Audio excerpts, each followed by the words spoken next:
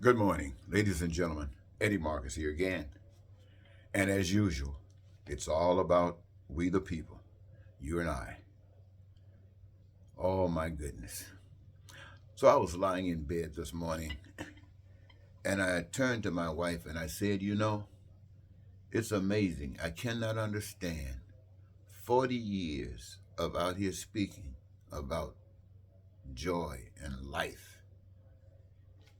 And I can't say that I've touched one individual about engaging in the process. And it just went over. You heard it, it was spoken. And then I'm thinking about it, ladies and gentlemen. It's a serious, serious situation. I look at us as a people through all of the available sources, and we see what is important to us. We see what's essential for survival. And we see that which gives us extra joy, extra happiness. And we dream, we speak about our dreams and our aspirations, and they're similar. It seems that as you collectively review these, that most people want basic happiness in life.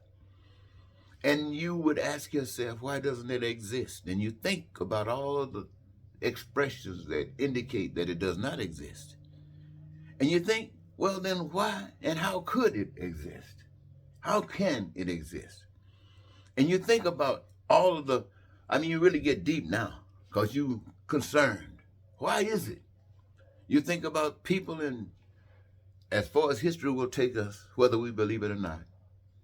And we see that these kinds of problems have always existed, and yet the people have always aspired to greater heights, never to be successful. And I ask myself, why? And I'm in the middle of all of this. Why am I so concerned? Why am I so committed? And it takes me back to the moment the miracle occurred in my life. The moment that all doubt that a God exists was removed. For I knew from that point on that there's something bigger than we human beings. And when I think about how we have given the authority of creating the earth and all that exists to unseen power that we call a God, it made much sense to me. And yet I saw the miracle happen in my life, and yet there were other times other people found themselves in the same situation and there was no miracle. They had a different outcome.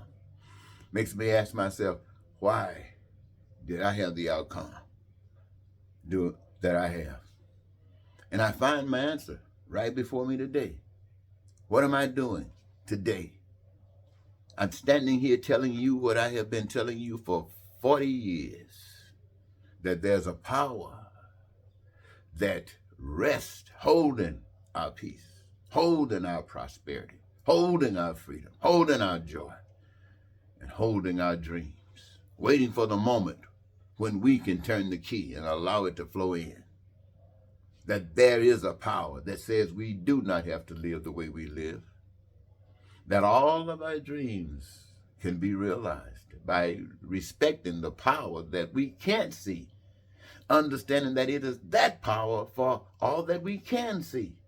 And if we can look at a man, a human being, and think that they are responsible for all existence to the extent that we would give all our authority to, that we would commit our lives to follow a system by a man that brings about pain and suffering, crime and violence and hatred and racism and bigotry and terror and war, that we would lie and cheat and steal just to live, if we can call it living?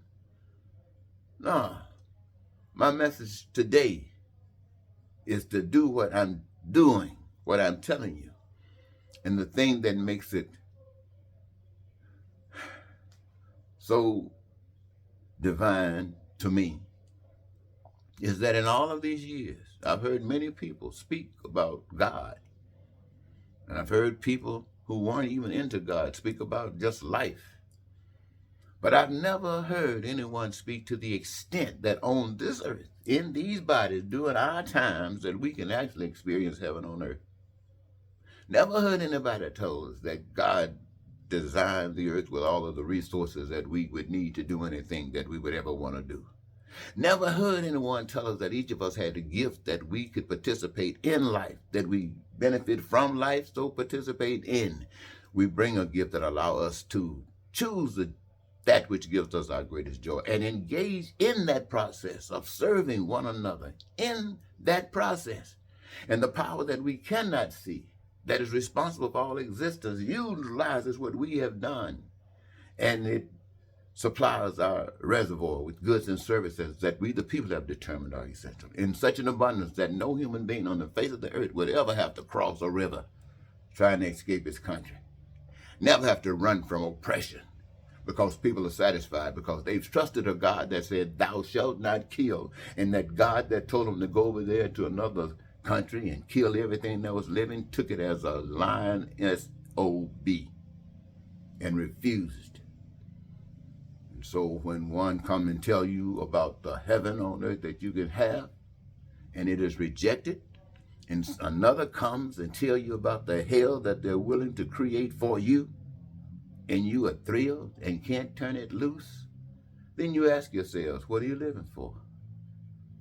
Once you know who you are, and you're doing what you're supposed to do, then why are you craving? If life isn't there, why are you craving?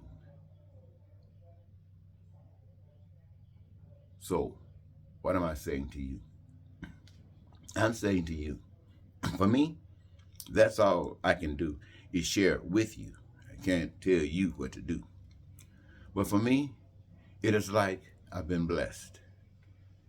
I've been here and I've done crazy things like human beings do. We all crazy.